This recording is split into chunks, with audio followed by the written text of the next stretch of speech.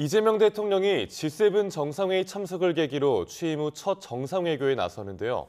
취임 11일 만에 해외 순방은 상당히 빠른 편인데 지난해 비상계엄 사태 이후 중단됐던 우리나라의 정상외교를 재개한다는 데 무게가 실렸습니다.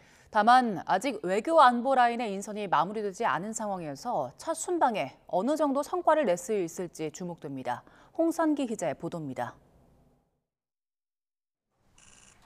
윤석열 전 대통령은 지난해 12월 3일 방한 중인 키르기스스탄 대통령과 정상회담을 한 뒤 그날 밤 비상계엄을 선포했습니다.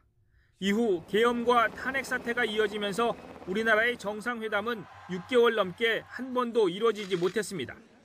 이재명 대통령은 이 같은 상황을 고려해 국제사회 정상외교 복귀가 필요하다는 판단 아래 취임과 동시에 해외 순방 결정을 내렸습니다. 이재명 대통령은 G7 정상회의에 초청받아 참석하기로 했습니다.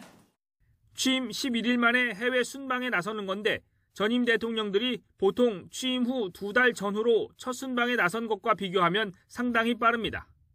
국내 현안도 산적한 상황에서 이른 감이 있지만 관세 문제 등 외교 현안 해결을 위해 정상외교 복원 역시 시급하다는 판단이 작용한 것으로 보입니다. 특히 미국과 일본 등 주요국 정상을 한꺼번에 만날 수 있는 G7 정상회담은 이 대통령에게 더 필요한 자리로 꼽힙니다. 굳건한 한미 동맹을 토대로 한미일 협력을 다지고 주변 국가의 관계도 국익과 실용의 관점에서 접근하겠습니다. 경제 등 여러 분야에서 한국과의 협력을 위해 정상회담을 기다린 나라도 많습니다. 日韓首脳会談というものはなるべく早急に行う方が良いし、それはシャトル外交の重要性というのは韓国がどのような政権であっても変わることはないと。 문제는 인수위도 없이 새 정부가 출범한 상태에서 일찍 순방에 나서다 보니 아직 외교 안보 라인의 인사가 제대로 마무리되지 않았다는 점입니다.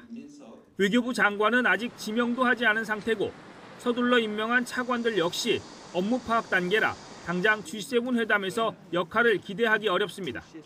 순방 업무를 주관하는 대통령실 안보실 역시 비슷한 상황이어서 이재명 대통령의 첫 순방에서 어느 정도의 성과를 기대할 수 있을지 주목됩니다. YTN 홍성기입니다.